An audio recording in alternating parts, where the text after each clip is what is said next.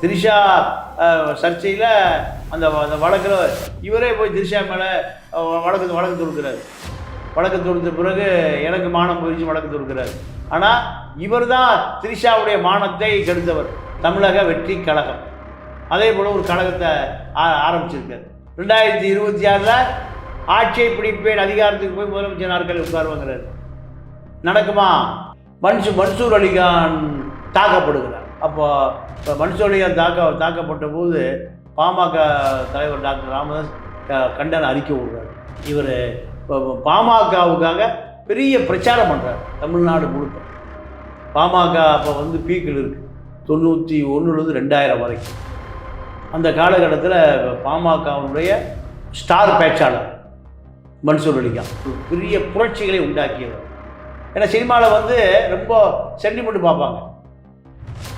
ஆனால் இவர் அந்த சென்டிமெண்ட்டுகளை உடைத்தெறிந்தவர். இது உடைத்தெறிந்ததுனால நீங்கள் ஒரு ராகேஷ் சர்மா ஒரு பெண், அந்த அம்மா தன்னை பாலியல் வன்புணர்வு பண்ணிட்டான்னு சொல்லி வழக்கு கொடுத்து சிறையில் இருக்கார். மன்சூர் அலிகானை பொறுத்த வரைக்கும் நீங்கள் முழு நேர அரசியல்வாதி, பாமக, சீமான் கட்சி, விஜயகாந்த் கட்சி, இப்படி அரசியலும் பல சுற்று. யாருக்காவது மம்பச்சனை எழுதிட்டே இருப்பார், யாருக்காவது நீங்கள் விபரீதமான அறிக்கை கொடுத்துட்டே இருப்பார். இல்லையா அவர் தூக்கம் வராது. இதுதான் அவருடைய இயல்பு. பிஹைண்ட் சினிமா சேனல் வியூயர்ஸ் எல்லாருக்குமே வணக்கம். சினிமா துறை கேள்விகளுக்கு விளக்கம் கொடுக்கறதுக்காக மூத்த பத்திரிகையாளர் தமிழா பாண்டியன் சார் நம்ம கூட இணைஞ்சிருக்கிறார். வணக்கம் சார். வணக்கம் சார். இன்னைக்கு நடிகர் மன்சூர் அலிகான் அவர் எப்படி சினிமா துறைக்குள்ள வந்தாரு, அவரை பத்தி எங்களுக்கு தெரியாத தகவல்லாம் எங்க கூட பகிர்ந்து கொள்ளுங்கள். மன்சூர் அலிகான் 90களின் துவக்கத்தில் சென்னைக்கு குடிபெயர்கிறார். நீங்கள் சென்னைக்கு குடி அவர் வாழ ஆரம்பித்த இடம் நீங்கள் நுங்கம்பாக்கம் சிலம் ஏரியா. அங்கே தான் அவர் இருக்கார். ஏதாவது வேலை செய்வதற்காக முயற்சி பண்ணுறார், கூலி வேலை. அப்போ அந்த காலகட்டத்தில் நீங்கள் பேண்ட்டு சட்டை, இந்த கோட்டு வாடகைக்கு விடுவதை போல் சட்டை பேண்ட்டு வாடகைக்கு விடுவாங்க. அதாவது நல்ல வசதியானவர்களைப் போல காட்டிக்கொள்வதற்கு நீங்கள் உடை ஒரு அவசியம். Peter England pant, Peter England சட்டை. நீங்கள் உங்களுக்கு 3 நாளைக்கு துணியை நீங்கள் மாற்றிக்கலாம். மாத வாடகை 50 ரூபா. மாத வாடகை 50 ரூபா. நீங்கள் சட்டை பேண்ட் எடுக்க போனீங்கன்னா 1000 ரூபா வேணும் சட்டை. இப்போ 2000 ரூபா பேண்ட்டு, 2000 ரூபா சட்டை. அப்போது 1000 ரூபா. அப்போ மாதம் 50 ரூபாய் 100 ரூபாய் வாடகை கொடுத்துட்டிங்கன்னா உங்களுக்கு விதவிதமான சட்டை, விதவிதமான பேண்ட்டு கிடைக்கும். இதுதான் இந்த சினிமா துறையில் இருக்கக்கூடிய திரைப்பட துணை நடிகைகள் இந்த உடையை பயன்படுத்துவாங்க. நீங்கள் கோட்டு வாடகை கொடுக்கப்படும் போர்டு இருக்கு, பார்த்துருப்பீங்க. கல்யாணம் நடக்கும்போது மாப்பிள்ளை நல்ல கோட்டு சூட்டு டையெல்லாம் கட்டியிருப்பார். புதுசாக தைச்சா அதுக்கு ஒரு 10,000 ரூபா வேணும். ஆனால் வாடகை 1000 ரூபாயில் வாடகையில் முடிஞ்சு போய் கல்யாணம் முடிஞ்சு கோட் பேண்ட்டாக திருப்பி கொடுத்துடலாம். இதே போல் சட்டை பேண்ட்டுகளை வாடகைக்கு விட்டு தொழிலை ஆரம்பித்தவர் தான் மன்சூர் அலிகான். அப்போது இதுலேயே அந்த திரைப்பட துணை நடிகர்கள் போக பழக்கம். அப்போ எனக்கு ஒரு வாய்ப்பு வாங்கி கூட, என்கிட்ட சட்டை பேண்ட் வாங்குறீங்கள, எனக்கு ஒரு வாய்ப்பு கொடு. மன்சூர் அலிகானை கூட்டிகிட்டு போய் திரைப்பட தயாரிப்பு ஆட்கள் அறிவுப்படுத்துகிறாங்க. சார் இவர் நல்லா நடிப்பார் சார், ஏதாவது ஒரு கேரக்டர் கொடுங்க. இப்படி தான் அவர் எங்கே வராரு? திரைப்படத்துக்குள்ளே வராரு. திரைப்பட நடிகர் துணை நடிகர்களுக்கு சட்டை பேண்ட் வாடகை கொடுக்குற இடத்தில் வசித்தவர், அப்புறம் வாடகை கொடுக்க ஆரம்பித்தவர். அப்புறம் எங்கே வராரு? நடிப்புக்கு வராது. இப்படி வருகிறவர் தான் நீங்கள் நிறைய படங்களில் துணை நடிகராக நடிக்கிறாரு. அப்போ விஜயகாந்துடைய படத்தில் கேப்டன் பிரபாகரன் படம் 90களில் அது ரொம்ப பிரபலமான படம். இதில் இப்ராஹிம் ராவுத்தர், இவரும் மதுரை, அவரும் மதுரை, அதில் 2 பேருக்கு நட்பு வருது. இப்ராஹிம் ராவுத்தர் இவருக்கு இந்த கேரக்டர் கொடுக்குறார். இதுதான் இவருக்கு இவரை திரையுலகத்தில் அறிமுகப்படுத்திய படம் வந்து கேப்டன் பிரபாகரன். விஜயகாந்தோடு நிறைய அறிமுகமானதில் அவருக்கு ஒரு பெரிய பீக், தன்னை ஒரு பெரிய, இன்னைக்கு வரைக்கும் அந்த கேப்டன் பிரபாகரன் படத்தினுடைய கேரக்டர் தான் இன்னைக்கு வரைக்கும் அவருக்கு நின்று தாக்கு பிடிக்குது. இதற்கு பிறகு அவருக்கு அரசியல் ஆசை வருது, நம்ம எப்படியாவது அரசியலில் ஒரு பெரிய இடத்துக்கு வரணும்னு. அப்போ அவர் பாமகவில் தன்னை இணைத்துக் கொள்கிறார். பாட்டாளி மக்கள் கட்சியில் இணைச்சிட்டு பாட்டாளி மக்கள் கட்சியில் முழு நேர பணியாளராக பிரச்சாரராக இருக்கார். அப்போ நானும் பாட்டாளி மக்கள் கட்சியில் இருக்கேன். ராணிப்பேட்டை இடைத்தேர்தல், நான் மன்சூர் அலிகான் நாங்கள்லாம் ஒரே ரூமில் தங்கியிருக்கோம். அப்போ திமுக அதிமுக பெரிய சண்டை. திமுக அதிமுக சண்டையில் மன்சூர் அலிகான் தாக்கப்படுகிறார். அப்போ மன்சூர் அலிகான் தாக்கப்பட்ட போது பாமக தலைவர் டாக்டர் ராமதாஸ் கண்டன அறிக்கை விடுறாரு, வழக்கெல்லாம் பதிவு செய்கிறாங்க. அப்போ பாமக அரசியல் இருக்கார். பாமக அரசியல் இருந்த பிறகு இவர் பாமகவுக்காக பெரிய பிரச்சாரம் பண்ணுறார் தமிழ்நாடு முழுக்க. பாமக அப்போ வந்து பீக்கில் இருக்குது, 91 2000 வரைக்கும். அந்த காலகட்டத்தில் பாமகவுடைய ஸ்டார் பேச்சாளர் மன்சூர் அலிகான். இதுதான் இவருடைய அரசியல் ஆர்வம் வந்தது. பாமகவுக்கு வருவதற்கு காரணம் கேட்டிங்கன்னா, பாமகவோட SC/BC மைனாரிட்டி, தாழ்த்தப்பட்டவர்கள், பிற்படுத்தப்பட்டவர்கள், மைனாரிட்டி முஸ்லீம்கள் 3 பேர் சேர்ந்து அரசியல் அதிகாரத்தை எடுத்துக்கொள்வது, முதலமைச்சர் நாற்காலிக்கு நகருவது. எல்லா தலித்து மக்கள் ஓட்டு போட்டாங்கன்னா, பிசி மக்கள் ஓட்டு போட்டாங்கன்னா, சிறுபான்மை முஸ்லீம் கிறிஸ்துவ மக்கள் ஓட்டு போட்டாங்கன்னா முதலமைச்சர் நாற்காலிக்கு வந்துடலாம். இதுதான் அவருடைய திட்டம், ராமதாஸுடைய திட்டம். இந்த திட்டத்துக்காக மன்சூர் அலிகான் இந்த இயக்கத்தில் இருந்தார். மன்சூர் அலிகானை பொறுத்தவரை மன்சூர் அலிகான் ஒரு திரைப்பட தயாரிப்பாளரும் கூட. அவர் படம் எடுக்கும்போது என்ன பண்ணுவார், பூனையை குறுக்கால ஓட விடுவார்.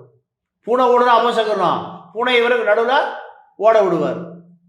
அதே போல் நீங்கள் வெள்ளைச்சீலை கட்டிய பெண்கள், கணவனை இழந்த பெண்கள் நீங்கள் ஒரு இடத்துக்கு புது இடத்துக்கு வந்தாங்கன்னா அது வந்து அபசகுரமாக நினைப்பாங்க. இவர் வெள்ளைச்சீலையை கட்டிட்டு அந்த அம்மாவை படம், அந்த அம்மா தான் கிளாப் அடிக்கும், சினிமா தியேட்டரில் கிளாப் அடிப்பாங்கல்ல. அப்போ இது போன்ற ஒரு பெரிய புரட்சிகளை உண்டாக்கியவர். ஏன்னா சினிமாவில் வந்து ரொம்ப சென்டிமெண்ட் பார்ப்பாங்க, ஆனால் இவர் அந்த சென்டிமெண்ட்டுகளை உடைத்தறிந்தவர்.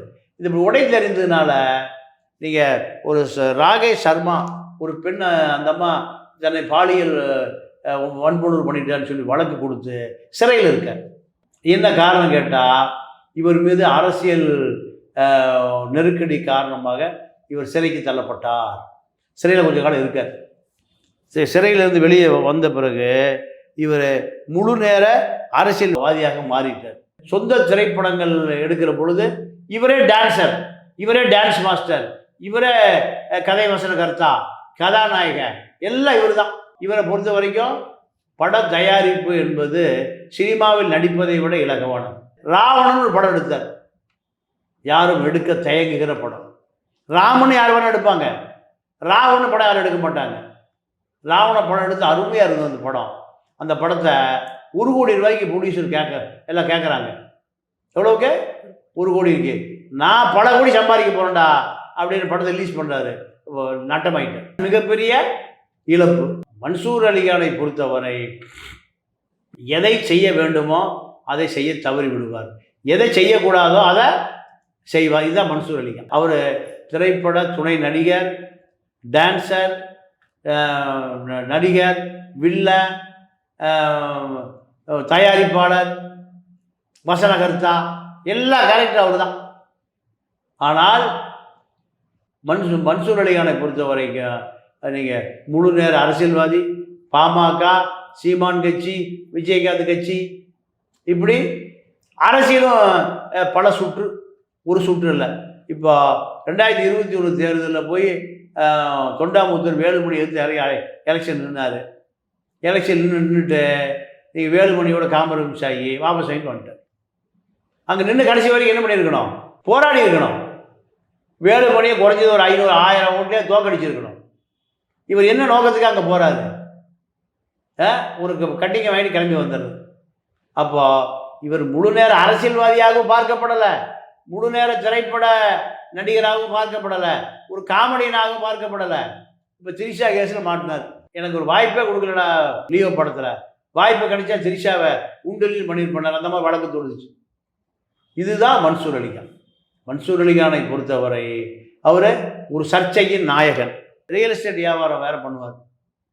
நிறைய லிட்டிகேஷனில் லேண்டை வாங்கி விற்பதும் உபரி தொழில். இதில் கிடைக்கிற பணத்தை திரைப்படம் தயாரிப்பது பொழுதுபோக்கு தொழில். மன்சூர் அலிகானை பொறுத்த வரைக்கும் இன்றைக்கி விஜயகாந்த், இப்ராஹிம் ராவுத்தர் இருந்த காலத்தில் கேப்டன் பிரபாரன் படத்தில் அறிமுகப்படுத்துறதுக்கு பிறகு 300 படங்களில் நடித்திருக்கான். படம் ஓடுது ஓடல, அது ரெண்டாவது விஷயம். வில்லன், கதாநாயகன், காமெடியன், இப்படி எல்லா கேரக்டரையும் 300 படங்களில் நடித்திருக்கார். சினிமா பிரபலம், அரசியல் பிரபலம். ஆனால் இவருக்குன்னு எந்த ஃபாலோவரும் இல்லை. ஏன்? எங்கேயுமே முழுசாக எதையும் செய்வதில்லை. கொள்கை ரீதியாக தயாரிப்பு இல்லை, தத்துவார்த்த ரீதியாக தயாரிப்பு இல்லை. வேறு என்ன தயாரிப்பு? இந்த சினிமா பிரபலம் இதை வைத்து படம் எடுப்பது, அந்த படத்தில் அவர் தான் கதாநாயகன், அவர் தான் ப்ரொடியூசர், அந்த படம் போட்டிகள் போயிடும், அடுத்த படத்துக்கு போயிடுவார். தமிழ்நாட்டை பொறுத்தவரை நீங்கள் முழுக்க மன்சூர் அலிகான் திரைப்பட நடிகராகவும் அரசியல்வாதியாகவும் அறியப்படுகிறார். அனைத்து கட்சி தலைவர்கள்ட்டையும் அறிமுகமான மனிதர் தான் அந்த மன்சூர் அலிகான். இப்போ திமுக வெற்றி பெற்றோடனையும் போய் உதயநிதியை பார்த்தாரு, உதயநிதிக்கு ஆதரவு கொடுத்தார். எடப்பாடி ஜெயிச்சா எடப்பாடி போய் பார்த்து ஆதரவு கொடுத்துருவார். விஜயகாந்த் எதிர்கட்சி தலைவராக இருந்த பொழுது நீங்கள் ஜெயலலிதாவுக்கு ஆதரவு கொடுத்து விஜயகாந்தை எதிர்த்தார். இப்படி சர்ச்சையின் நாயகர் தான் மன்சூர் அலிகான். தமிழ்நாட்டில் எந்த மிகப்பெரிய சர்ச்சைக்கான அரசியல் இருக்கோ அந்த அரசியலில் மன்சூர் அலிகானை பார்க்கலாம். மன்சூர் அலிகான சர்ச்சைகளும் பிரிக்க முடியாது. பாமக அரசியல், நீங்கள் அதே போல் சீமான் அரசியல், விஜயகாந்த் அரசியல், தமிழக வெற்றி கழகம் அதே போல் ஒரு கழகத்தை ஆரம்பிச்சிருக்கார். 2026 ஆட்சியை பிடிப்பேன், அதிகாரத்துக்கு போய் முதலமைச்சர் நாற்காலி உட்காருவாங்கிறார். நடக்குமா அப்படின்னா, மக்கள் ஓட்டு போட்டால் யார் வேணால் முதலமைச்சராக போகலாம்.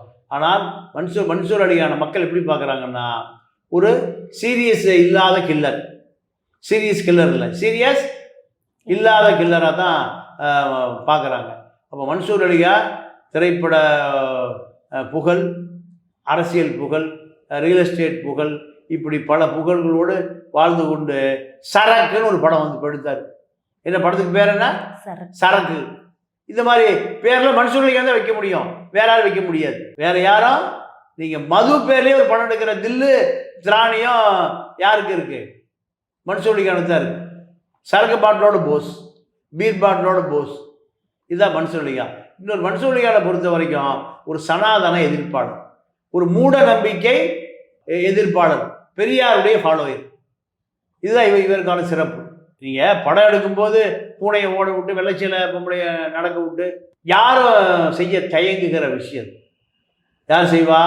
மன்சூர் அலிகான் தான் செய்வார். மன்சூர் அலிகானை பொறுத்த வரைக்கும் நீங்கள் திரைப்படம், அரசியல் இரண்டிலுமே ஒரு முற்போக்கு அரசியல் எடுத்துகிட்டு போகணும்னு நினைக்கிறார். ஆனால் இவருடைய சினிமாத்தனம், வில்லத்தனம், இதனால் இவருக்கு ஆதரவாளர்கள் இல்லாமல் போன ஒரு அரசியல்வாதி, ஆதரவாளர்கள் இல்லாமல் போன ஒரு திரைப்பட கதாநாயகன், ஆதரவாளர்கள் இல்லாமல் போன ஒரு திரைப்பட நடிகன், வில்லன் நடிகன், காமெடியன், எல்லாமே மன்சூர் அலிகானுக்கு பொருந்தும். முழு நேர காமெடினா யாரை பார்க்குறோம்? நம்ம இப்போ வடிவேலை பார்க்குறோம். இவர் வில்லத்தனமான காமெடியன், வில்லத்தனமும் இருக்கும், காமெடி தனமும் இருக்கும். திரிஷா சர்ச்சையில் அந்த வழக்கில் இவரே போய் திரிஷா மேலே வழக்கு தொடுக்கிறார். வழக்கு தொடுத்த பிறகு எனக்கு மானம் போயிடுச்சு வழக்கு தொடுக்கிறார். ஆனால் இவர் தான் திரிஷாவுடைய மானத்தை கெடுத்தவர். லியோ படம் எனக்கு காஷ்மீர் கூட்டிகிட்டு போனாங்க, கூட்டிகிட்டு போய் எனக்கு எந்த விதமான வாய்ப்பு கொடுக்கல.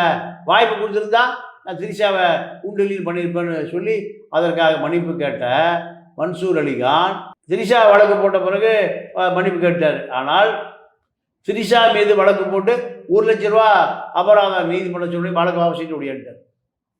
இதுதான் மன்சூர் அலிகான். மன்சூர் அலிகானை பொறுத்தவரை மன்சூர் அலிகான் எதை பேசினாலும் மக்கள் சீரியஸாக எடுத்துக்கொள்வதில்லை. அரசியல் பேசினாலும் சீரியஸாக எடுத்துக்கிறது இல்லை, சினிமா பேசினாலும் சீரியஸாக எடுத்துக்கிறது இல்லை, கொள்கை ரீதியாக பேசினாலும் சீரியஸாக எடுத்துக்கொள்வதில்லை. ஆனால் மக்கள் ரசிக்கிறார்கள். வில்லத்தனம் கலந்த காமெடியனான மன்சூர் அலிகான். அதனால் திரைப்படத்தில் 300 படங்கள் நடித்திருந்தாலும் இன்னும் அவருக்கான வாய்ப்பு குறைந்து விடவில்லை. எந்த படம் நடித்தாலும் மன்சூர் அலிகானுடைய கேரக்டர் தேவை. ஏன்னா மக்கள் மன்சூர் அலிகானையும் திரையில் பார்க்க விரும்புகிறார்கள். இதுதான் மன்சூர் அலிகானுடைய சிறப்பு. மன்சூர் அலிகான் இன்னும் பல சரக்கு படங்களை கண்டிப்பாக எடுத்து ரிலீஸ் பண்ணுறாரு. நீங்கள் ஒரு படத்தை எடுத்து ரிலீஸ் பண்ண முடியல, அந்த தயாரிப்பாளர் அதோட காணாமல் போயிடலாம். ஆனால் தொடர்ச்சியாக பல படங்கள் எடுக்கிற காரணம் இப்போ அவர் துணை நடிகர், டான்ஸ் மாஸ்டர், டான்ஸர், அரசியல்வாதி, அதை தாண்டி இப்போ ரியல் எஸ்டேட் முதலாளி. நீங்கள் ஜி ஸ்கொயர் மாதிரி பிரபலமான ரியல் எஸ்டேட் கட்டுமான நிறுவனங்களை நிறைய ஆரம்பித்து நிறைய வச்சுருக்காரு. நீங்கள் வில்லங்கமான இடத்தை வாங்கி விற்பார், வில்லங்கமான இடத்துல குடியிருப்பார், வில்லங்கமான இடத்தை வியாபாரம் செய்வார். இது இப்போ இன்னொரு முகம் இருக்குது. பல முகங்களில் இது ஒரு முகம். இதில் ரியல் எஸ்டேட்டில் பணம் வந்துன்னா படம் தயாரிப்பாளராக மாறிடுவார். அந்த படம் ஓடாது, போட்டிகள் போயிடும், இடமும் போயிடும். இதுதான் மன்சூர் அலிகானை பொறுத்தவரை ஒரு தவிர்க்க முடியாத ஒரு சினிமா பெக்கூலியர் கேரக்டர். நிறைய திறமை இருக்கு சொன்னீங்க, ப்ரொடியூசரு, காமெடியன், ஆக்டர்னு சொல்லி. இப்போ இவ்வளோ விஷயம் இருக்கும்போது ஏன் அவர் எப்பவுமே ஒரு சர்ச்சையிலேயே இருக்கிறாரு? எங்கே போனாலும் ஒரு வித்தியாசமான செயல்கள். அவர் ஏன் அந்த மாதிரி செய்கிறாரு? அவர் இல்லை, அதுதான் அவருக்கு பிடித்தமான தொழில். அவருக்கு பிடித்தமானதை நீங்கள் யாருக்காவது மம்புச்சானி எழுத்துகிட்டே இருப்பார், யாருக்காவது நீங்கள் விபரீதமான அறிக்கை கொடுத்துட்டே இருப்பார், இல்லையா அவருக்கு தூக்கம் வராது. இதுதான் அவருடைய இயல்பு. நீங்கள் சினிமாக்காரர்கள் ரொம்ப மென்மையானவர்கள், கலைஞர்கள் ரொம்ப மென்மையானவர்கள், கரடு மூடாக இருக்க மாட்டாங்க. ஆனால் கரடு மூடான கேரக்டர் மன்சூர் அலிகான். அதனால தான் மன்சூர் அலிகான் ஒருவர் இன்னும் திரைப்படத்துறையில் இவ்வளோ காலம் நீடிப்பதற்கான காரணம் அதுதான். ஆனால் இந்த மாதிரி சர்ச்சை பண்ணும்போது நிறைய பேர் பாதிக்கப்படுறாங்க, புண்படுறாங்க.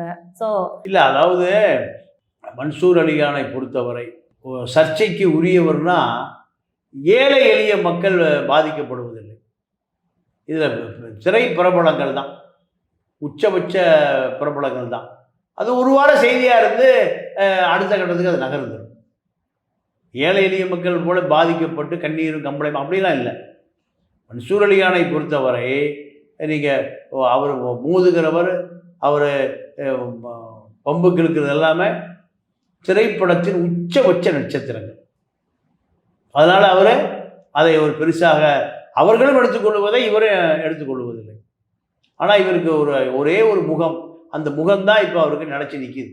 என்னென்னா, சனாதன எதிர்ப்பாளர், மூட நம்பிக்கை எதிர்ப்பாளர், ஆர்எஸ்எஸ் எதிர்ப்பாளர், பிஜேபி எதிர்ப்பாளர், பஜ்ரங் தள் எதிர்ப்பாளர். இதுதான், இந்த பேர் தான் அவருக்கு சர்ச்சைக்கான காரணம். அதுதான் அவருக்கான நல்ல பெயருக்கான காரணம். அதுதான் சர்ச்சைக்கான காரணம். அதுதான் ப்ளஸ், அதுதான் மைனஸ். அதுதான் மன்சூர் அலிகானுடைய சிறப்பு. நடிகர் மன்சூர் அலிகான் அவர்களை பற்றி எங்களுக்கு தெரியாத நிறைய தகவல்கள் எங்க கூட பகிர்ந்து கொண்டதுக்கு ரொம்ப நன்றி சார். நன்றி, வணக்கம். இந்த வீடியோ உங்களுக்கு பிடிச்சிருந்ததுன்னா லைக் பண்ணுங்க, கமெண்ட் பண்ணுங்க. இதே மாதிரி சினிமா சம்பந்தப்பட்ட நிறைய விஷயங்கள் தெரிஞ்சுக்கணும்னா பிஹைண்ட் சினிமா சேனலை சப்ஸ்கிரைப் பண்ணுங்க. நன்றி.